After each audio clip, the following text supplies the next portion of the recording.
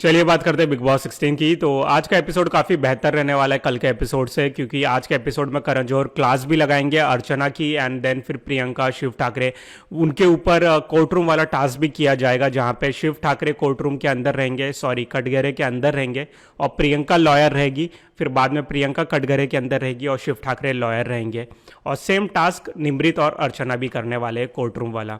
तो काफ़ी इंटरेस्टिंग सा आज का एपिसोड रहेगा, और बहुत सारे एलिगेशंस लगाए जाएंगे एक दूसरे के ऊपर, जो हम लोग बार बार सुनते भी आए हैं, लेकिन यहाँ पे होस्ट वो अपना ओपिनियन साथ में जोड़ेंगे उनके साथ। यानी कि शिव ठाकरे ने प्रियंका के ऊपर एलिगेशन लगाया है कि वो घर में एक भी फ्रेंड नहीं बना पाई है, क्योंकि उनको आसपास ऐसे ही लोग चाहिए जो उनके हाँ में हाँ मिलाए। तो ये चीज़ को करण जौहर खुद भी सपोर्ट करते हैं और बोलते हैं कि प्रियंका, आपका स्वभाव ऐसा है कि आप दूसरे के ओपिनियन को लात मार देती हैं, और इसलिए आपके यहाँ पे कोई भी फ्रेंड अब तक नहीं बन पाया है। अदरवाइज़ ऐसा कभी नहीं होता है कि ऐसा कोई कंटेस्टेंट हो जिनका कोई फ्रेंड ही ना बन पाए पूरे सीज़न में। तो ये पहली बार, मतलब पहली बार तो नहीं, लेकिन मेरे तरफ से ये होस्ट की तरफ से कहना थोड़ा सा इम्पैक्ट करेगा प्रियंका चौधरी को भी, और उनके जो वोटर्स हैं कहीं ना कहीं जो भी है वो, ये फिनाले वीक की बात है। अगर उससे पहले आपके कंटेस्टेंट की इस तरीके की इमेज होस्ट के द्वारा ही बोली जा रही है, तो डेफिनेटली ये चीज़ बुरी नज़र आएगी। और फिर बाद में शिव ठाकरे के ऊपर भी मंडली के बारे में बहुत सारे क्वेश्चन पूछे जाएंगे कि मंडली किसके वजह से ब्रेक हो रही है, मंडली में क्या प्रॉब्लम है।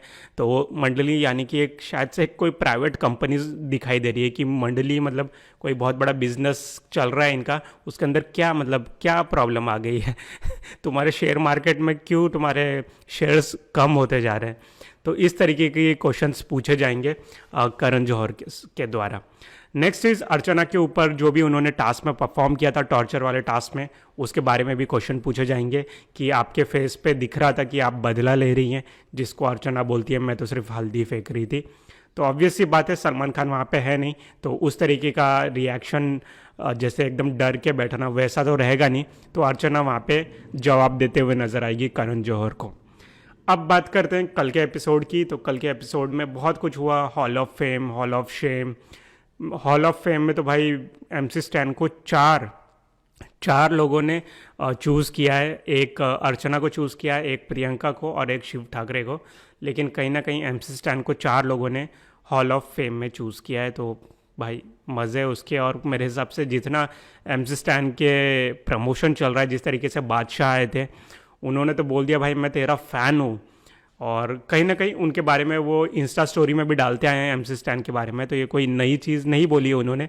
लेकिन नेशनल टेलीविज़न में आके इस मूवमेंट पे प्रमोट करना मतलब काफ़ी बड़ी बात रहती है। और बाकी सारे कंटेस्टेंट की बैंड बज रही है, लेकिन एमसी स्टैन का प्रमोशन अभी भी चल रहा है।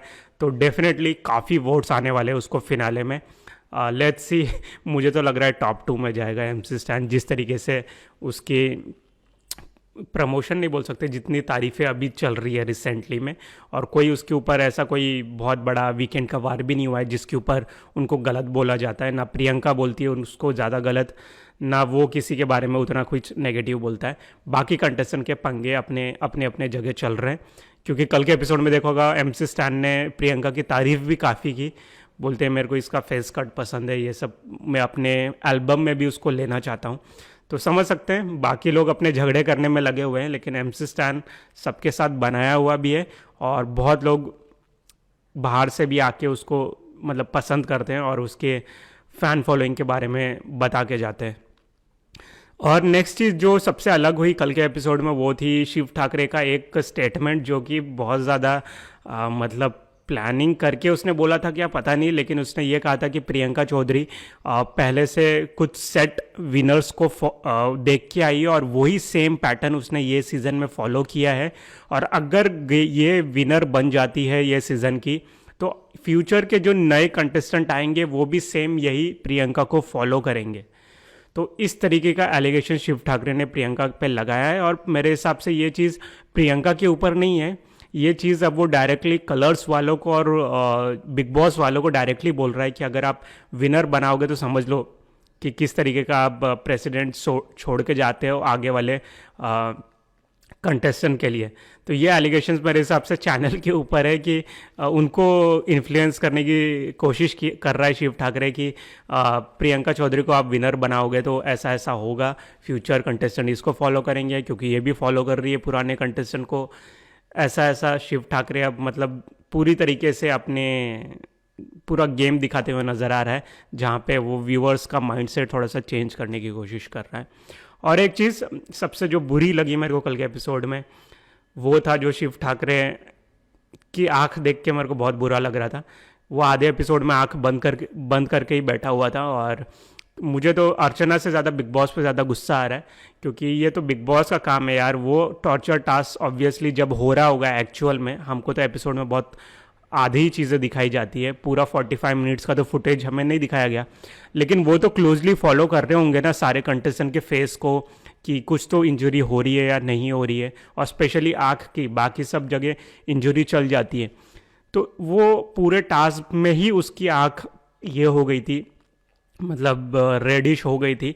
तभी बिग बॉस को एटलीस्ट बोल देना चाहिए कि इसकी आँख पे एटलीस्ट पानी डाल दो या ऐसा कुछ कर दो। या ठीक है उन्होंने 15 मिनट पहले टास्क रुकाया, लेकिन फिर भी मेरे हिसाब से कुछ और केयर कर सकते थे बिग बॉस, जहाँ पे उन्होंने की नहीं, जिसकी वजह से इस तरीके का एपिसोड हमें देखने को मिल रहा है, जहाँ पे एक कंटेस्टेंट काफ़ी ज़्यादा आँख बंद करके लेटा हुआ नज़र आ रहा है, और जैसे ही आँखें खोलता है उसके आँख से पानी निकलता है। ऑब्वियस सी बात है, जो जलन होती है तो ऑटोमेटिकली पानी निकलता रहता है आँख से। तो वो चीज़ देख के मेरे हिसाब से मेरे को तो बहुत ख़राब लग रहा है। आई होप जैसा डॉक्टर ने बोला है कि 1 या 2 दिन में ठीक हो जाएगी, शायद से हो जाए ठीक, क्योंकि जितना जल्दी जितनी सेंसिटिव आँख रहती है उतना जल्दी रिपेयर करने की भी क्षमता आँख में दी गई है भगवान के द्वारा।